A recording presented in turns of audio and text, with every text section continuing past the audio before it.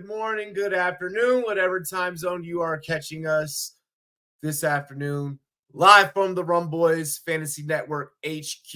It is your boy RumboyzRobbie. Make sure that you like, comment, and subscribe. We greatly appreciate you. Turn this plaque into a silver play button. We greatly, greatly appreciate you. Most importantly, share the content. Share the content, ladies and gentlemen. Join the pirate community. Share the content. Like, comment, subscribe. Welcome to the Rumboyz Fantasy Network. Rocking my GLD. Link is down below in the description. You already know.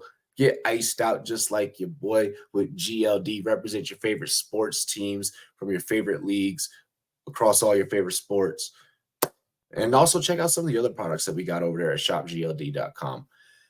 This is Fantasy Football Friendly, where sometimes every take that we go through when we break down these teams and we break down these players may not always be so friendly. Sometimes I may be a little bit harsh. I'm going to try and find as many nice things to say about this Chargers offense, but I'm also not going to make any promises. This episode is likely to be filled with a lot of scrutiny, mixed with a lot of optimism as well, okay? And here's why. We're going to jump right into it. But first, cheers to me. Cheers to you, all the Rumboyz boys and girls. What it do? Dilly dilly. Welcome to the channel. A little twisted tea, love. You know, this is Sunday. We're easing in. We're easing into the season.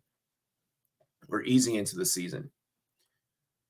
We are going to begin Fantasy Friendly episode 6 by breaking down Justin Herbert. All right, we are going to start with Justin Herbert. Justin Herbert is a super interesting fantasy football quarterback when we just talk about fantasy football through that lens. Coming in this year as QB 17 per ADP, he finished as QB 17 in fantasy football last season. All right.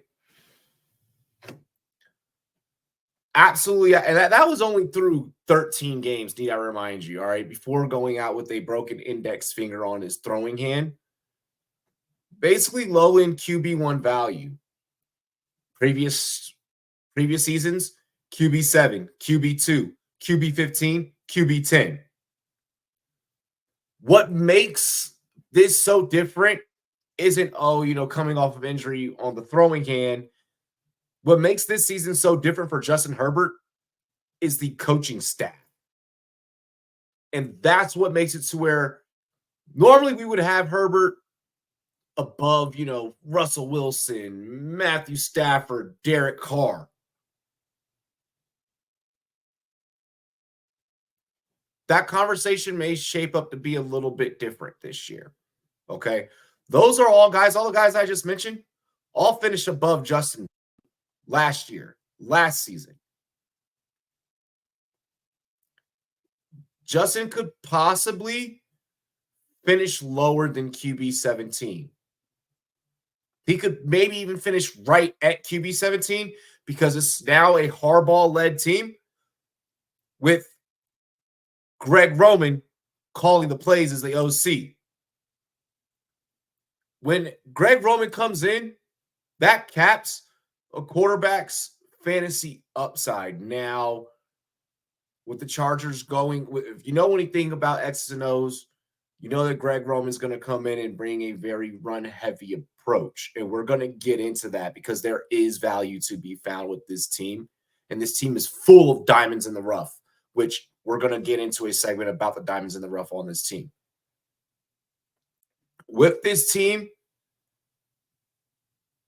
going rush heavy, Herbert does have rushing upside and can move with his legs and create plays with his legs at 6'6", 236. I'm not going to sit here and say, okay, he's going to lower his shoulder, and gain that extra yard. I see this more of a slide type of, situation when we talk about technique. I'm not saying that he's going to plow through guys like Cam Newton was doing back in the day. to gain that extra couple of yards. But Justin Herbert's a winner. And at some point, they are going to have to put the ball up in the air. And you have one of the greatest arm talents in the NFL when we talk about throwers of the football, throwers of the pigskin.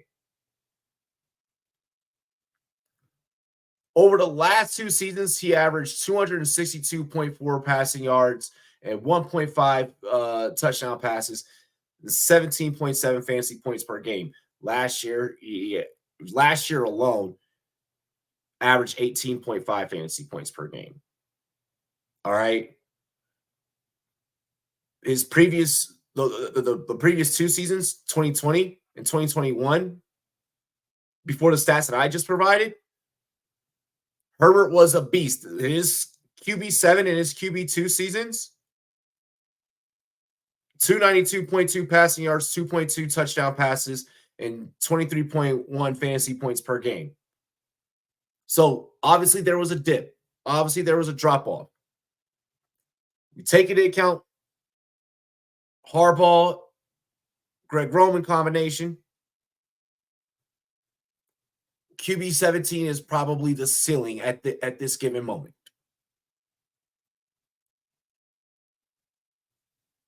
Don't know if I would want Herbert, for me personally, on my roster when I could, if I'm going QB first pick, when I could go and I could grab a Lamar, and then grab a Jared Goff a couple of rounds later, and then boom, those are my 2 QBs.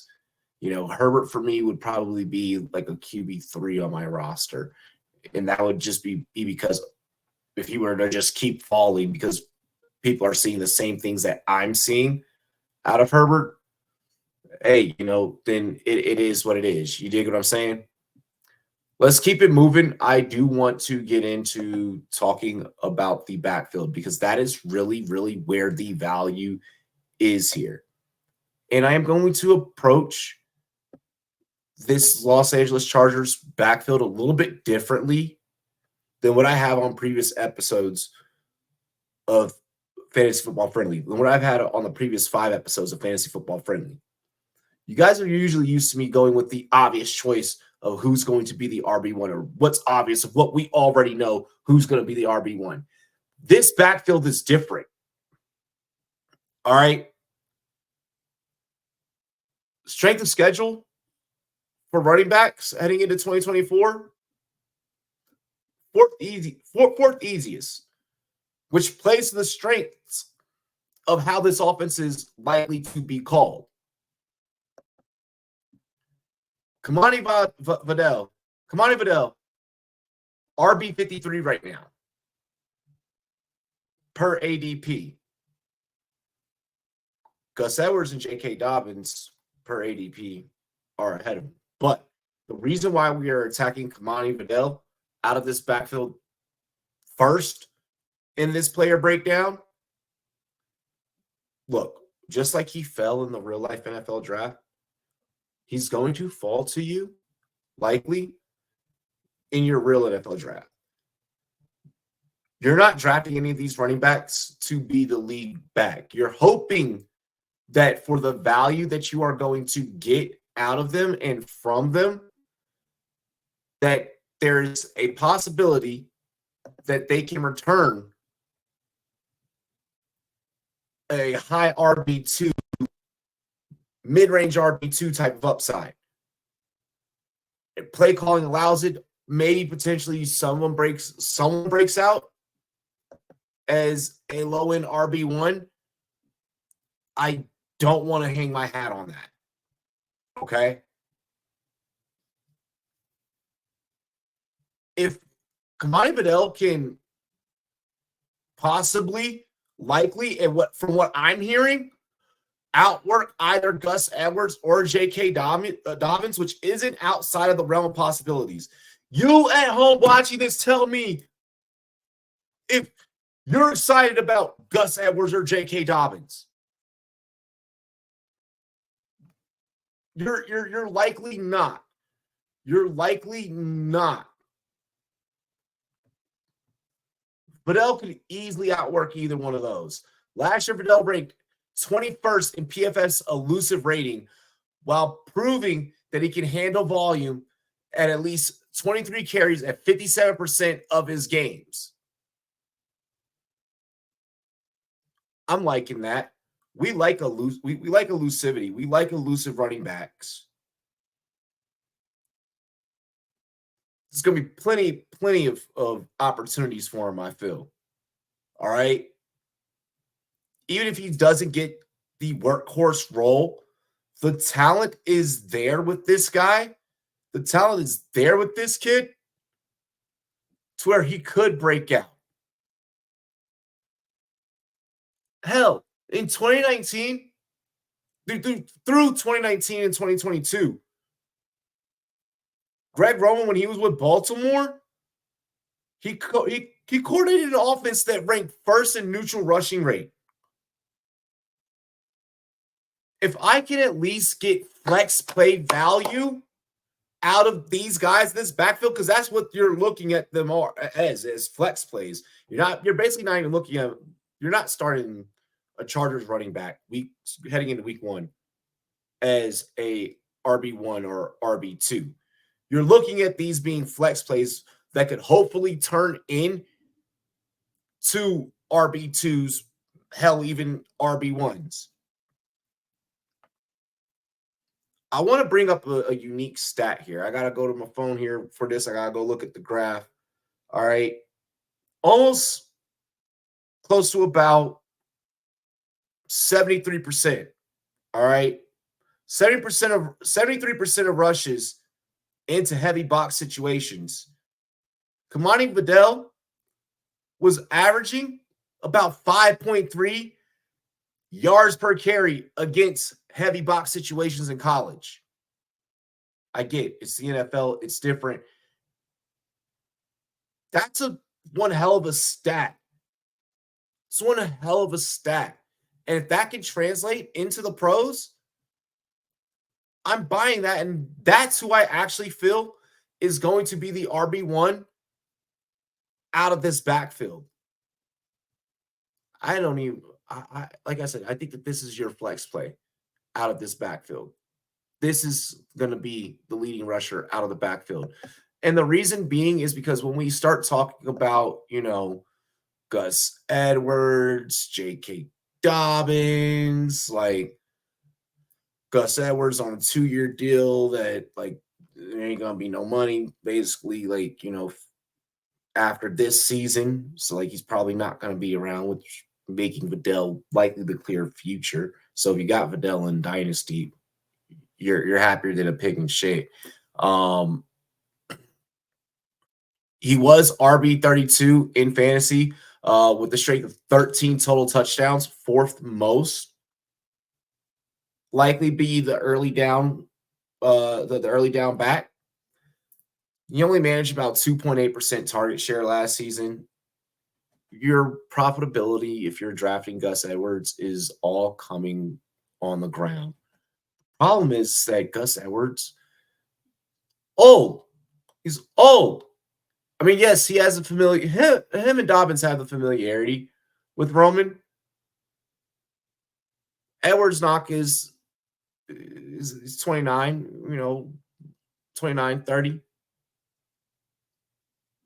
It's not really great with jukes. So, 51st in juke rate, 39th in evaded tackles, 45th in yards created per touch. It's like he's not really improvising his own plays when he has the rock in his hand. RB40 a little rich to me. I say wait for Edwards to fall to you. And I could see Vidal week 4 possibly taking over like majority of the carries or really being the lead back. He's much younger, a little more fresh coming into the NFL, than a guy who has NFL miles on him at 29 years old. But again, I mean, strength of schedule favors running backs for this offense. Excuse me. That leads us into talking about J.K. Dobbins, RB46 per ADP. really all there is to talk about here in regards to Dobbins is first we need to see him healthy. All right, he's coming off that torn ACL from the 2022 season. Um, and then the Achilles as well, from last year, week 1. I worry about J.K. Dobbins because of the injuries. But then there's also the coach speak of, hey, this could be a special season, according to Jim Harbaugh. So depending on how you buy into that narrative and how much you buy into coach speak is really how you approach drafting J.K. Dobbins. You're drafting him, and then you're sitting there like, please don't get hurt. Please don't get hurt. Please don't get hurt. Now's where we get into the pass catchers. All right. Like I mentioned before,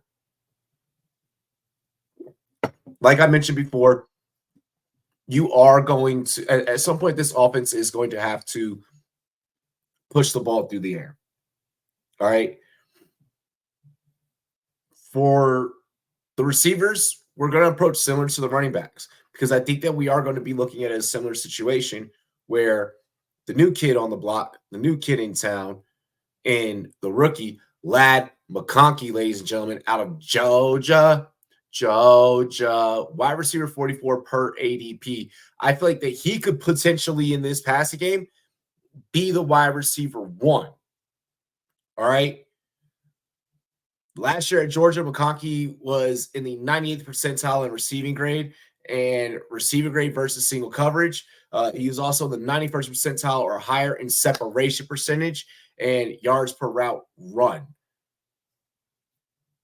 Let's say that the Bolts throw more than what we're expecting. If they do, then it makes it interesting.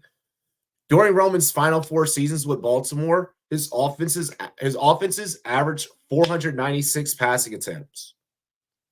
Not a whole lot to go around through the air. All right. Those offenses also didn't have Ladd McConkey. I love McConkey, especially if he's lining up in the slot. If McConkey can maybe get like a little bit around like 20-ish% of the target share, so like 100 plus targets, 100 plus targets, 98 to like 105 targets, somewhere within that window, then that would possibly put him in that wide receiver 25 to 30-ish range. All right, when we talk about range of outcomes of what we could be getting in terms of ROI by grabbing Ladd McConkey on our fantasy teams. I'm willing to go ahead and take the chance on McConkey because of the options in the receiving game that are around him. All right. Speaking of options in the receiving game that are around him, again, McConkey probably going to be the most profitable receiver out of this offense. But when we talk about receivers with this offense, don't expect them to be the ones to win you your fantasy week. I don't think that that's going to happen with these receivers. Joshua Palmer. I have always been high on Joshua Palmer ever since studying his film out of Tennessee. Wide receiver 58. The dude goes up there and gets the ball practically like he's a fucking power forward, like almost as if he's like Kevin Garnett. All right, obviously not as big as Kevin Garnett. Palmer being 6'1". The point that I'm making here is that Palmer jumps out the gym. And with Herbert and the accuracy that Herbert throws with, those high point balls are going to be all Joshua Palmer's. All right. He garnered 18.9% target share with 31.4% air yard share, producing 2.19 yards per route run and 71.1 receiving yards per game. I don't mind this in the later rounds, possibly going to grab Joshua Palmer if I don't like how high of a price I would have to pay for a Ladd McConkey. And I'm like, you know what? I still want to get a piece of this offense. Oh, shit. Like I ended up with Justin Fields. with Justin Herbert. I want to make sure I pair him with something out of this. Let me go Palmer. You're likely not going to do that with this offense. You're likely to avoid Herbert because of the coordinators and how the play calling is going to work out, which means that you're likely to also avoid the receivers. I could see the receivers on this team being fallers in your live environments whenever you're drafting in fantasy football, which leads us. And by the way, that was Palmer doing that without Mike Williams. All right. Let's also really quick before we get into the tight end. This offense does not have Keenan Allen. It does not have Mike Williams. It does not have Gerald Everett. It does not have Austin Eckler. The Chargers are going to look very different this year. Getting into the tight ends, the tight end situation, really, realistically, when we look at this from an X's and O standpoint, the tight end situation is built to where you can go 12 personnel. You can, go jumbo sets. If there is going to be anyone that will catch any passes out of this, it'll be Hayden Hurst. Shout out to the homie Hayden Hurst. Make sure you guys donate to the Hayden Hurst Foundation for mental health awareness. At tight end 36, he has the best hands in the whole tight end room. I get that Donald Parham Jr. has probably the most familiarity with Herbert personally, just because he's been a Charger longer. And maybe he could be a recipient of a couple of pass catching situations. But for the most part, Donald Parham Jr. would just be the vulture. I could see Will Dissly being utilized mostly in the blocking situations, kind of similar to what, he did in Seattle in the past. That offense, when Dissly was in Seattle, didn't really target him, let alone the tight end, a whole hell of a lot, which leads me to believe that is going to be his role here with the Chargers. It's not going to be go out there and be Travis Kelce for us, go out there and be Sam Laporta for us. It's go out there and be Will Dissly, set up in blocking situations. Hayden Hurst having probably the most productive season. It's 571 yards in 2020. He's out of this whole tight end room, he's had the most productivity out of all of them. I'm not doing it. It's not worth it for me. I'm not doing it. More of a consolation pick, I feel. I'm sorry, Hayden. I love you. I love you, Hayden. I love you. Before getting into grading this team, I do want to get into diamonds in the rough because this team is loaded with diamonds in the rough. Practically, for the most part, a lot of the starters that I just talked about on this roster are already diamonds in the rough. You're drafting with the hopes and with the upside that maybe you get some sort of production out of them, at least hoping that they can be sustainable fantasy pieces on your roster. You would almost damn near be shocked if these were to be the significant standout pieces to win you a fantasy week. That's obviously outside of the running back room. When we talk about diamonds in the rough, again, this team has quite a few of them. First that I want to talk about is the veteran most receiver in that receiving room, DJ Shark Jr. DJ Shark, wide receiver 91. So practically could potentially just either go undrafted, and depending on how your draft works out, or late round flyer type of pick.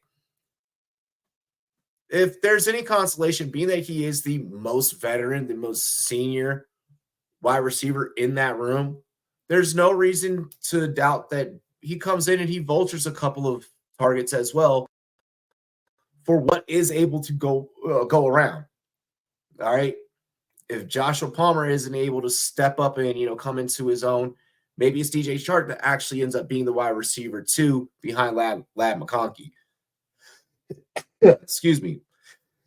excuse me, or even possibly the other way around. And then you end up with DJ Chark being the wide receiver 1, and you get him at a wide receiver 91 value. Boom, diamond in the rough. That's what we're talking about when we talk about diamonds in the rough. Quentin Johnston Jr. If Quentin Johnston could ever learn how to catch with his hands and stop catching with his damn body, Quentin Johnston, the day that you can stop catching with your body is the day that your ADP will go up and more people will draft you. I don't think that having you as wide receiver 4 on the depth chart is even plausible right now. I can even see after, throughout preseason, if things don't get better with the catching mechanics, with actually catching with your hands and not body catching so much, then it could be rough. It could be rough. I could very much see this being McConkey, Palmer, Chark. Right now they're saying that it's Johnston at 4, but I could see the guy that we're going to talk about next possibly even outworking Johnston. And I'm not doing this because of nepotism or anything. I know that's a theme in 2024 currently throughout sports. But wide receiver 107, Brendan Rice, last pick of the draft, possibly even like Mr. Irrelevant. I've seen him be Mr. Irrelevant in a lot of fantasy football mocks and even leagues that I've been competing in. I think that I've even grabbed him as a Mr. Irrelevant pick in a draft or two. Wide receiver 107 per ADP. The son of the late, great Jerry Rice. I understand that there may be some things to clean up as he was a 7th round pick. But if there's any opportunity in the passing game to go around and even an opportunity to outwork QJ and at least work his way up to wide receiver 4, hell, even if you can get some return opportunities, to start out and, earn your stripes that way. I could see I could see Rice maybe being something. He could definitely be effective in the red zone, the rum zone, be a touchdown threat. That's where he shines. Had a breakout season in Colorado. Was damn good at USC with Caleb Williams throwing him the ball. I want to see how this works out, and I want Rice to be successful. So I felt like we did have to kind of throw him into this. With all that being said and stated, we do have to grade this roster.